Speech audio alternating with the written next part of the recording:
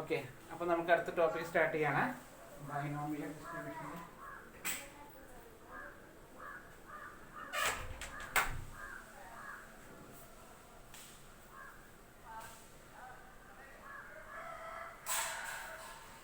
Fitting A binomial distribution. Okay, അപ്പോൾ ഇവിടെ binomial ഡിസ്ട്രിബ്യൂഷൻ്റെ fitting എന്ന് പറഞ്ഞാൽ ഇത് ഒരു ക്വസ്റ്റ്യൻ പേപ്പർ കണ്ടാൽ നിങ്ങൾക്ക് മനസ്സിലാവും. ലക്ഷ്മി നിങ്ങൾക്ക് MBAക്കാർക്ക് ചോദിക്കുന്ന ക്വസ്റ്റ്യൻ ആണ് കേട്ടോ. ക്വസ്റ്റ്യൻ പേപ്പറിൽ കണ്ടിട്ടുണ്ട്. സിമ്പിൾ തന്നെയാണ്, വലിയ പ്രശ്നമൊന്നുമില്ല. ഓക്കെ, അതായത് ക്വസ്റ്റ്യനിൽ ഇങ്ങനെയായിരിക്കും. ക്വസ്റ്റ്യൻ കണ്ടാൽ പെട്ടെന്ന് മനസ്സിലാക്കാം. ഇങ്ങനെ നമുക്ക് വാല്യൂസ് വന്നിട്ടുണ്ടാവും. എക്സ് എന്ന് പറഞ്ഞൊരു വാല്യൂ ഫ്രീക്വൻസി തന്നിട്ടുണ്ടാവും. ഓക്കെ, എന്നിട്ട് ക്വസ്റ്റ്യൻ പറഞ്ഞ് വെറുതെ ഫിറ്റ് എ ബൈനോമിയൽ ഡിസ്ട്രിബ്യൂഷൻ ചോദിക്കും. ഇത്രയേ ഉള്ളൂ. മനസ്സിലായി? അങ്ങനെ തന്നെയല്ലേ ക്വസ്റ്റ്യൻ പേപ്പർ ഷണ്ണത്? ഇത്രയേ ഉള്ളൂ. ഇങ്ങനെ ഒരു ക്വസ്റ്റ്യൻ തന്നിട്ട് ഫിറ്റ് എ ബൈനോമിയൽ ഡിസ്ട്രിബ്യൂഷൻ എന്ന് ചോദിക്കും. ഓക്കെ, അപ്പോൾ അല്ലെങ്കിൽ ഫിറ്റ് എ പോയിസൺ ഡിസ്ട്രിബ്യൂഷൻ എന്ന് ചോദിക്കും. അപ്പോൾ എന്താ ചെയ്യണമെന്ന് അറിയോ? നമ്മൾ ഈ ഇത് എക്സിൻ്റെ വാല്യൂ ഇപ്പം ഉണ്ടാവുക 0, എക്സിൻ്റെ വാല്യൂ 0, 1, 2, 3 അങ്ങനെ തന്നെ ആയിരിക്കും. 1, 2, 3 അതൊക്കെ ഒരു എക്സാമ്പിൾ പറഞ്ഞിടാം. ഒരു എക്സാമ്പിൾ പറഞ്ഞേ. 3 4, 5, 6, 7, 8. ഇത് വലിയ പ്രശ്നമായി പോയി, ഞാൻ ചെറുതാന്ന് വിചാരിച്ചു. ഓക്കെ, അടുത്ത് 2, 7, 13.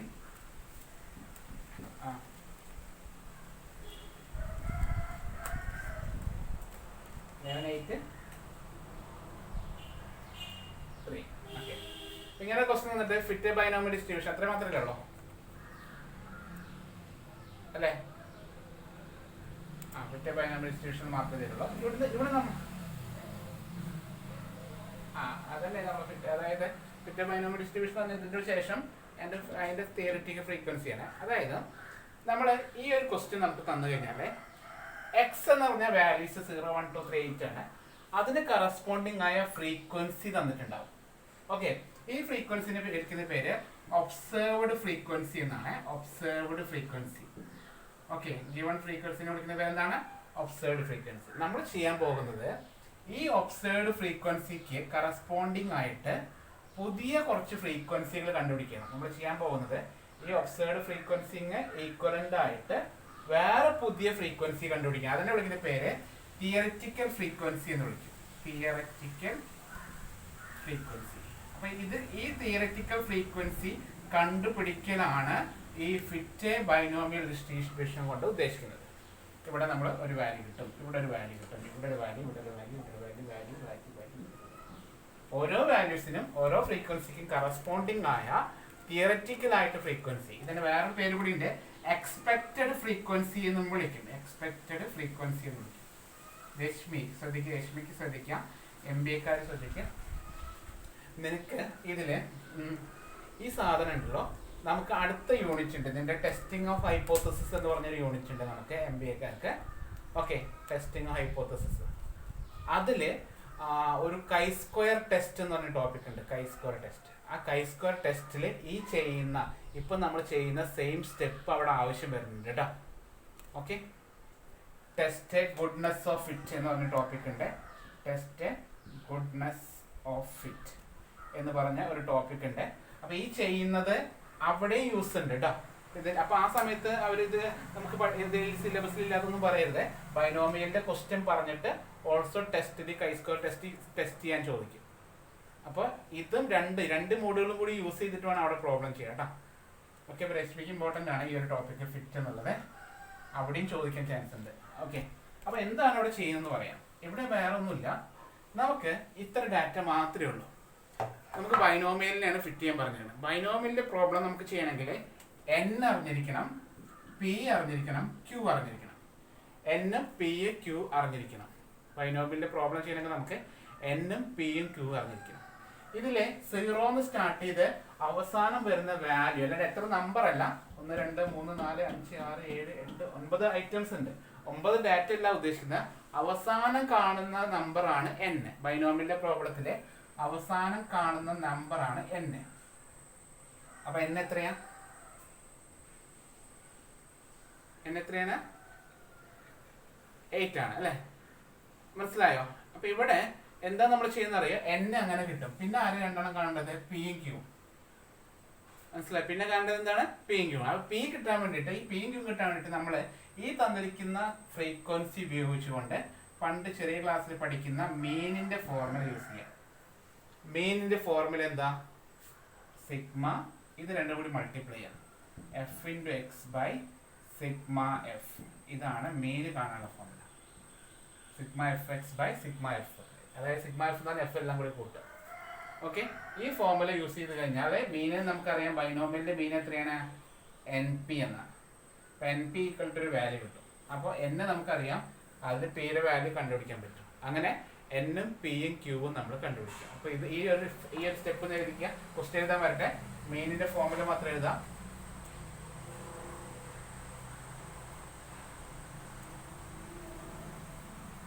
ഇതിനെ സിഗ്മ എഫിനെ ക്യാപിറ്റൽ ലെറ്റർ എൻ എന്ന് ഡിനോട്ട് ചെയ്യാറുണ്ട്.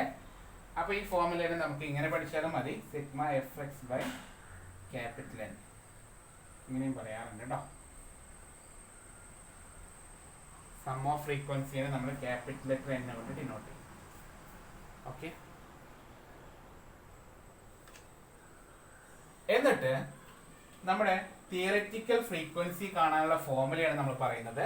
താഴെ എഴുതാം, തിയററ്റിക്കൽ ഫ്രീക്വൻസി കാണാനുള്ള ഫോർമുലയാണ്. നമ്മൾ ബൈനോമിയൽ ഡിസ്ട്രിബ്യൂഷൻ എന്താ? എൻ സി എക്സ് ഇറേസ്റ്റ് അല്ലേ, അതിന്റെ കൂടെ ഒരു എൻ കൊണ്ട് മൾട്ടിപ്ലൈ ചെയ്താൽ മതി. വളരെ സിമ്പിൾ ആണ്. Capital N into P of X, അതായത് capital N into N C X P raise to X into Q raise to N minus X. ഇതാണ് തിയററ്റിക്കൽ ഫ്രീക്വൻസി കണ്ടുപിടിക്കാനുള്ള ഫോർമുല. ജസ്റ്റ് ഫോർമുല എഴുതാം. Theoretical frequency കാണാൻ നമ്മൾ എന്ത് ചെയ്താൽ മതി? ക്യാപിറ്റൽ എന്നിനെ അതിൻ്റെ ബൈനോമിയൽ ഡിസ്ട്രിബ്യൂഷനെ കൊണ്ട് മൾട്ടിപ്ലൈ ചെയ്താൽ മതി കേട്ടോ. അപ്പോൾ ഈ ക്വസ്റ്റ്യൻ തന്നെ നമുക്ക് ചെയ്യാം. ക്വസ്റ്റ്യൻ എഴുതാം. From the following data fit a binomial distribution and find theoretical frequency. അങ്ങനെയല്ലടാ question. From the following data fit a binomial distribution and find theoretical frequencies.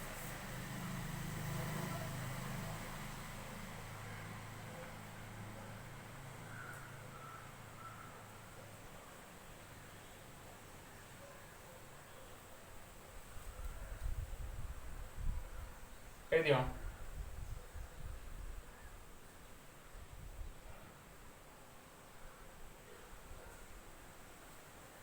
എല്ലാവരും എഴുതിയോ? പ്രോബ്ലം ചെയ്യാൻ എളുപ്പത്തിന് ഇങ്ങനെ കോളമായിട്ട് എഴുതാണ് നല്ലത്. എക്സിൻ്റെ വാല്യൂ താഴോട്ട് സൈഡിൽ എഴുതിയാലും മതി, എങ്കിലും എളുപ്പം പറയുന്നത് കോളമായിട്ട് എഴുതാണ് നല്ലത് നമുക്ക്. അപ്പോൾ എക്സിൻ്റെ വാല്യൂ 0, 1, 2, 3, 4, 5, 6, 7, 8. ഫ്രീക്വൻസി 2, 7, 13, 15, 25, 16, 11, 8, 3. ഫ്രീക്വൻസി എല്ലാം കൂടി കൂട്ടുക, സിഗ്മ എഫ്, അതാണ് ക്യാപിറ്റൽ എൻ എന്ന് പറഞ്ഞാൽ ക്യാപിറ്റൽ എൻ. ഫ്രീക്വൻസി എല്ലാം കൂടി കൂട്ടുമ്പോൾ എത്ര വരിക? ഫ്രീക്വൻസികളെല്ലാം കൂടി കൂട്ടുക, അതാണ് ക്യാപിറ്റൽ എൻ. 7, 2, 9, 9, 13, 22, 22, 10, 32, 37, 37, 20, 57, 57, 5, 57, 6, 63, 10, 73, 79, 90, 80, 90, 98, തെറ്റിപ്പോയാ 102 ആണോ? എത്ര വന്ന തന്നെ?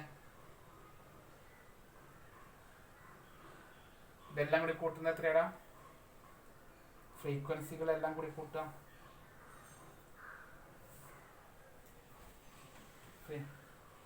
100 ആവുന്ന, അപ്പം ഞാൻ ആഡ് ചെയ്ത എല്ലാവർക്കും 100 ആണോ? ലക്ഷ്മി 100 ആണ്. യെസ്, നമ്മൾ എഫ് ഇൻറ്റു എക്സ് ചെയ്യാണ്. മീൻ കാണാൻ വേണ്ടിയിട്ട് എഫും എക്സും തമ്മിൽ പ്രോഡക്റ്റ് എടുക്കാം. 0 into 2, 2, 1 into 7, 7, 2 into 13, 26, 3 into 15, 45. 4 into 25. Sorry, ഇത് 0 ആണ്. 5 into 60, 50, 50, 80, 66, 756. ഇതും എല്ലാം കൂടി കൂട്ടാം 404 അല്ലേ. അപ്പൊ മീൻ ഈക്വൽ ടു എഴുതാണ്. Mean equal to sigma F X by capital N 404/100 equal to എത്ര വന്ന 4.04. ശ്രദ്ധിക്കാം, ഒരു സൈഡിൽ എഴുതിക്കുക n ഈക്വൽ ടു 8 ആണ്. n ഈക്വൽ ടു 8 മനസ്സിലായല്ലോ. സ്മോൾ n 8 ആണ്. 0 മുതൽ അവസാനത്തെ വാല്യൂ കേട്ടോ. അപ്പൊ മീൻ കിട്ടി. മീൻ എന്ന് പറഞ്ഞാല് എൻ പി എന്നാണ്. N p equal to 4.04. n 8 ആണ്.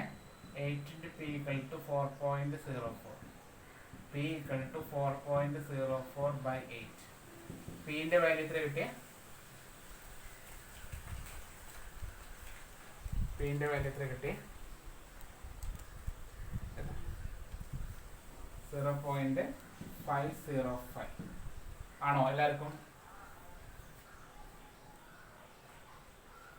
കറക്റ്റ് ആണോ? കറക്റ്റ് ആണോ? ഓക്കെ. അപ്പൊ ക്യൂ എത്ര? 1 മൈനസ് പി. 1 മൈനസ് 0.505.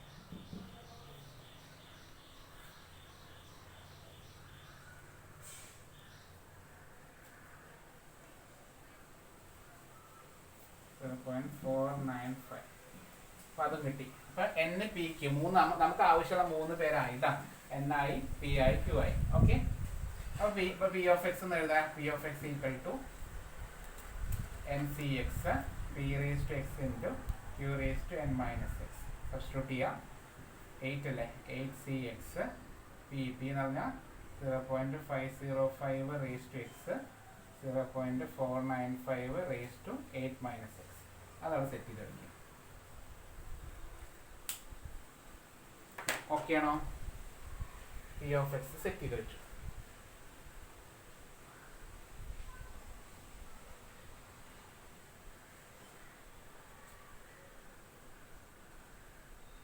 ഇനി വീണ്ടും ഒരു ടേബിൾ വരയ്ക്കുകയാണ് നല്ലത്. ഈ ടേബിൾ തന്നെ എഴുതാം, പക്ഷെ അതിനേക്കാളും നല്ലത് പുതിയൊരു ടേബിൾ വരച്ചിട്ട് എഴുതാണേ. പുതിയ ടേബിളിൽ ഇനി ഇതൊന്നും വേണ്ട. എക്സും എഫും വേണം. ഇതാണ് ഒബ്സേർവ്ഡ് ഫ്രീക്വൻസി. ഇതാ നമ്മൾ രശ്മി ശ്രദ്ധിക്കുക. കൈ സ്ക്വയർ ടെസ്റ്റിൽ ഇതിന് ഓ എന്നാണ് വിളിക്കുക. ഇതിനെ തന്നിരിക്കുന്ന ഫ്രീക്വൻസിന് ഓ എന്ന് വിളിക്കും കേട്ടോ.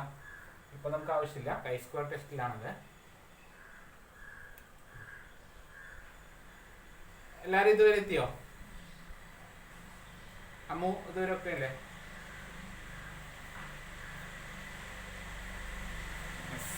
പിന്നെ നമ്മൾ ശരിക്കും പറഞ്ഞാൽ പുതിയ ടേബിൾ വരയ്ക്കുകയായിരിക്കും നല്ലത്. കാരണം അത്യാവശ്യം വലിപ്പമുണ്ട്, അതുകൊണ്ടാണ്. അപ്പൊ നമ്മളിനി ഇതിനെ ഫിറ്റ് ചെയ്യാൻ പോവാണ്. അപ്പൊ നമ്മള് ഫ്രീക്വൻസിന്റെ ഇതാണ് ഒറിജിനൽ ഫ്രീക്വൻസി. അതിൻ്റെ ആയിട്ടുള്ള theoretical frequency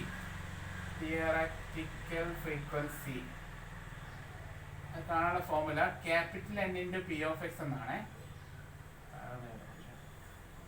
capital N into P of X എന്നാണ്. ക്യാപിറ്റൽ എൻ ഇൻറ്റു വേണ്ട, അത് എൻ്റെ ആവശ്യമില്ല. ഇത് മൊത്തത്തിൽ ഒരുമിഷൻ്റെ എഴുതാൻ പോലെ ഞാൻ കുഴപ്പമില്ലല്ലോ. ഇപ്പൊ ക്യാപിറ്റൽ എൻ എത്രയായിരുന്നു? 100 ഇൻറ്റു പി ഓഫ് എക്സ് എത്രയാ? അതൊക്കെ 2 സ്റ്റെപ്പ് നമുക്ക് ഒരുപാട് സമയം വേസ്റ്റ് ആണ്. 100 into 8cx 0.505 raise to x 0.495 അല്ലേ? Raise to 8 minus 6. ഒറ്റ ഫ്രീക്വൻസിയിൽ നമ്മൾ ഒതുക്കാണ്.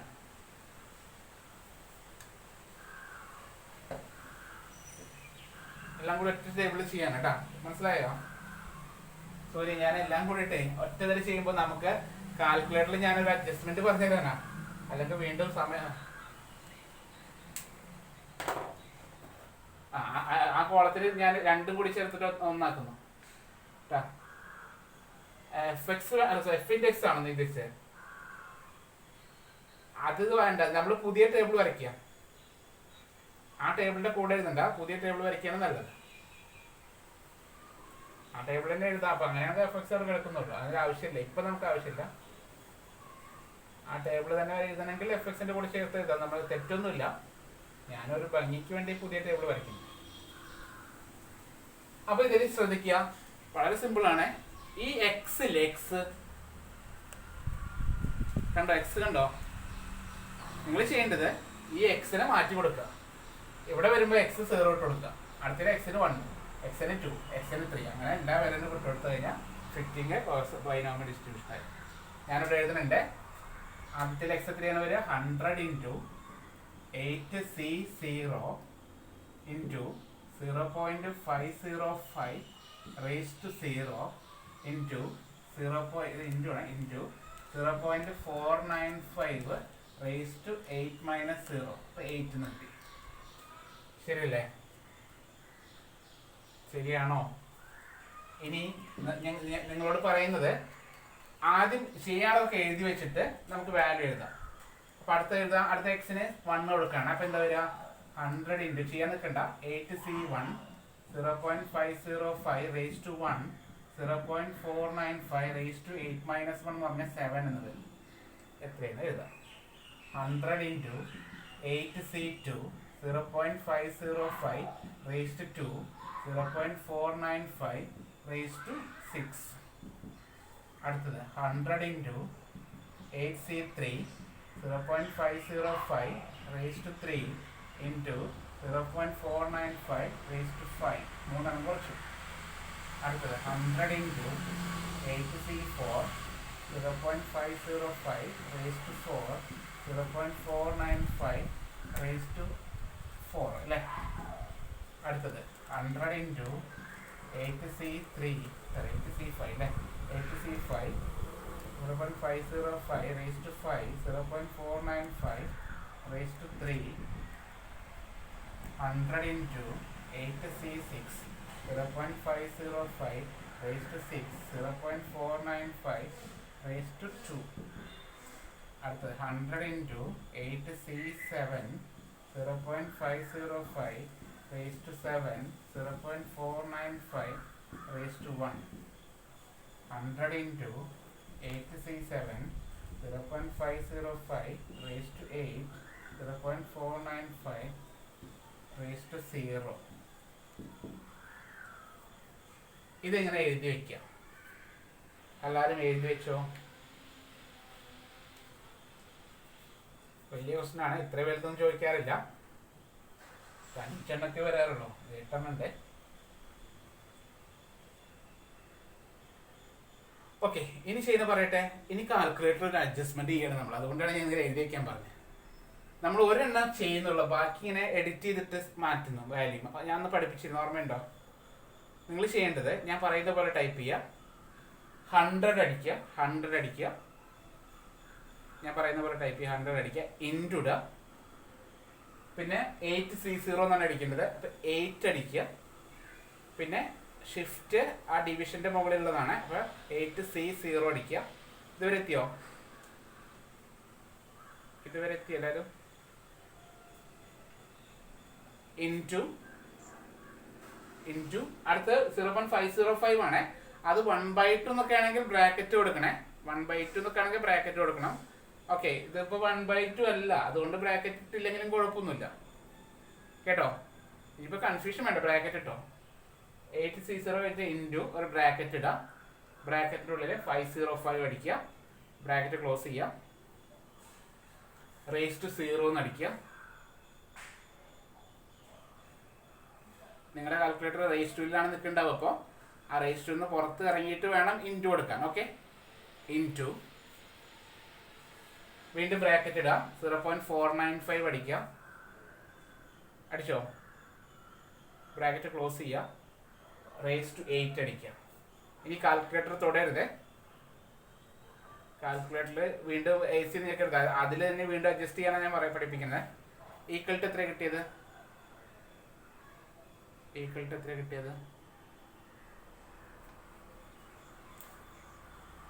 0.35. 2 ഡെസിമൽ മതി. 35 മൂന്നെണ്ണായിരിക്കും 354 മൂന്ന് ഡെസിമൽ.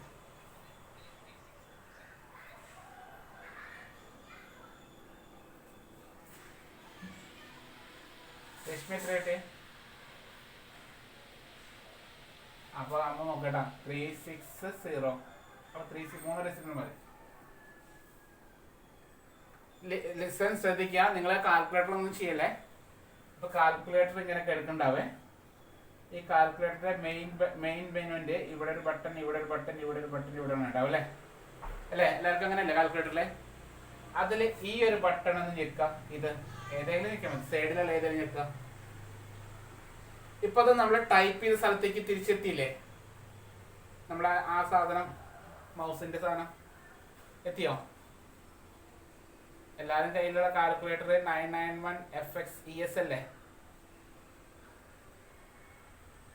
പുതിയ മോഡൽ സാധനമാണല്ലോ. അതുകൊണ്ട് ഞാൻ നിങ്ങളുടെ രീതിയിലാണ് പറയുന്നത്. മറ്റൊരാൾക്ക് അങ്ങനെ എഡിറ്റ് എന്നുള്ള ഓപ്ഷൻ ഇല്ല. അതുകൊണ്ടാണ് പറഞ്ഞത്. നിങ്ങളുടെ കയ്യിൽ എഡിറ്റ് ചെയ്യാനുള്ള ഓപ്ഷൻ ഉണ്ട്. അങ്ങനെയല്ലേ വന്നിരിക്കണേ? എല്ലാവരും നമ്മൾ ടൈപ്പ് ചെയ്ത സ്ഥലത്ത് എത്തിയില്ലേ? നിങ്ങൾ ചെയ്യുന്നത് ഇനി അടുത്ത സ്ഥലത്ത് ഈ 8നെ ഡെലിറ്റ് ചെയ്ത് കളഞ്ഞിട്ട് അവിടെ 7 ആക്കി കൊടുത്താൽ മതിയില്ലേ? ഇങ്ങനെ ഞെക്കുക. ഇതിനെ ഈ സൈഡ് ഞെക്കിക്കൊണ്ടിരിക്കുക. അങ്ങനെ ഈ സൈഡ് ഞെക്കുക. അങ്ങോട്ടും ഇങ്ങോട്ടും ക്ലിക്ക് ചെയ്തിട്ട് ഇതിനെ ഞെക്കി പോയിട്ട് 8നെ മാറ്റിയിട്ട് അവിടെ ഡെലിറ്റ് കൊടുത്തിട്ട് 7 അടിച്ചാൽ മതിയില്ലേ? വീണ്ടും ഇങ്ങോട്ട് കൊണ്ടുപോവാ. ഇങ്ങനെ ചെയ്ത് ലെഫ്റ്റ് ചെയ്ത് സൈഡ് ഞെക്കി പോയിട്ട് ഇവിടെ എത്തിയിട്ട് 0നെ മാറ്റിയിട്ട് ഇവിടെ 8നെ മാറ്റിയിട്ട് അവിടെ 7 ആക്കുക. 0നെ കളഞ്ഞിട്ട് അവിടെ 1 ആക്കിയാൽ മതിയില്ലേ?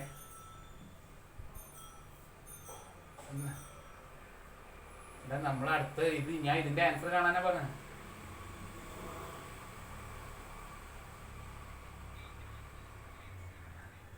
അല്ല, നിങ്ങൾ ഇവിടുന്നാണ് മാറ്റി. ഞാൻ അവിടുത്തെ കാര്യം പറഞ്ഞത്. ഇവിടുത്തെ കാര്യമാണെങ്കിൽ ഇവിടെ 0നെ മാറ്റുക. ഈ സൈഡിൽ നിന്നാണ് വരുന്നെങ്കിൽ ഈ 0നെ മാറ്റിയിട്ട് അവിടെ 1 ആക്കുക. ഓക്കെ, അപ്പൊ 8C1 ഇൻറ്റു 0നെ മാറ്റിയിട്ട് അവിടെ 1 ആക്കുക. ഓക്കെ, ഇൻറ്റു 8നെ മാറ്റിയിട്ട് 7 ആക്കിയ. രശ്മി മനസ്സിലായോ?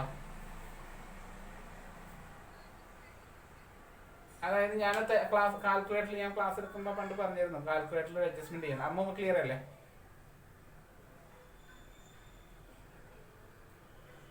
ഓക്കെ, ഈ എഡിറ്റ് ചെയ്യുന്ന മനസ്സിലായോ? ഓക്കെ, അപ്പൊ അടുത്ത ആൻസർ പെട്ടെന്ന് കിട്ടും.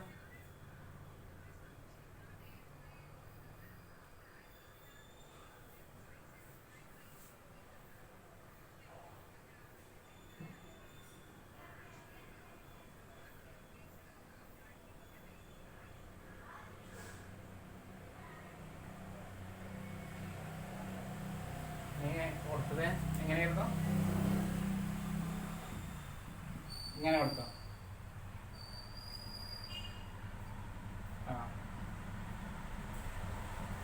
ഇങ്ങനെയായിരുന്നു.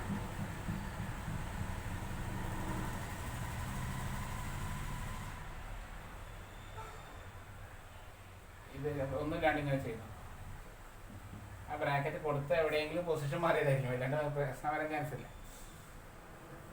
ആദ്യത്തേലേ എവിടെയെങ്കിലും ബ്രാക്കറ്റിന്റെ പൊസിഷനൊന്നും മാറിയതായിരിക്കും.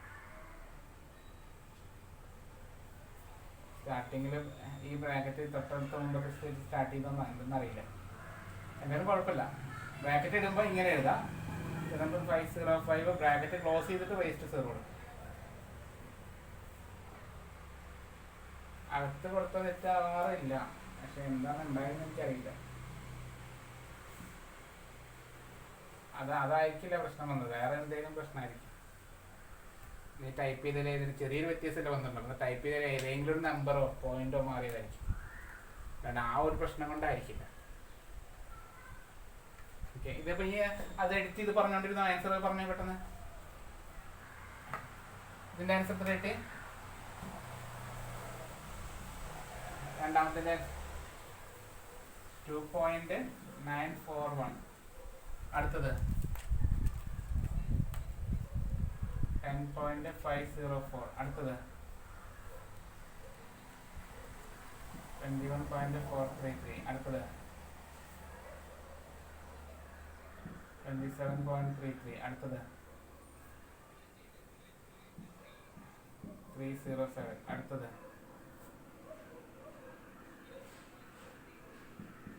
379. അടുത്തത് ഇത്രയായോ? 316 ലാസ്റ്റത്തെ പഴയ ഫോമിലേക്ക് തിരിച്ചു വന്നല്ലോ. ഇതാണ് തിയററ്റിക്കൽ ഫ്രീക്വൻസി. തിയററ്റിക്കൽ ഫ്രീക്വൻസിനെ ഇത് തന്നെയാണ്, അതൊന്ന് ഈക്വലന്റ് ആക്കിയിട്ട് എഴുതട്ടോ. അതായത് ഒന്ന് കുറയ്ക്കാം, മനസ്സിലായി? ഡെസിമൽ ഒന്ന് മാറ്റിയിട്ട് റൗണ്ട് ചെയ്ത് എഴുതാം. ഇത് 0.360 അല്ലേ, അതിനെ നമ്മൾ റൗണ്ട് ചെയ്യുമ്പോൾ 0 ആണ് വരിക. 2.9 റൗണ്ട് ചെയ്യുമ്പോൾ 3 വരും. 10.5ന് 11, 21.4 ആണ്, അപ്പോൾ 21 തന്നെ. 27.3 ആണ്, അപ്പോൾ 27 തന്നെ. 22.3 ആണ്, അപ്പോൾ 22 തന്നെ. 11.37 11.4 വരിക, അതിനും 11 തന്നെ. 3.31 ആണ് 3. ഇതുവരെ എഴുതാം. ഇതെല്ലാം കൂടി കൂട്ടി നോക്കാം എത്ര വരുന്നത്. അവസാനത്തെ എഴുതാൻ പറ്റട്ടാ. ഇതെല്ലാം കൂടി കൂട്ടുക, എത്ര വരുന്നത്?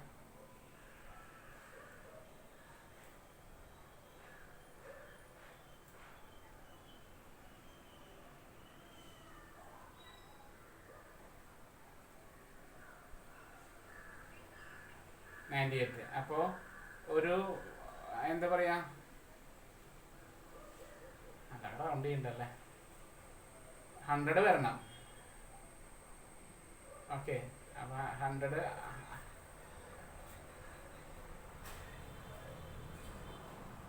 അത് വേണ്ട, ഇവിടെ 2 ഇട്ട് കൊടുത്തു. തൽക്കാലം അഡ്ജസ്റ്റ് ചെയ്യാണ്ട് 2 ഇട്ട് കൊടുക്കാം. അവസാനത്തെ കാര്യം 2 വേറെ നോക്കിയില്ല. അല്ലെങ്കിൽ ഒരു ഏകദേശം കൂടുതൽ വരുന്നിടത്ത് നമ്മളാണ് കൂട്ടുക, മനസ്സിലായോ? അങ്ങനെ കൂട്ടണ്ട. ഇവിടെ 1 ആക്കി, ഇവിടെ 0.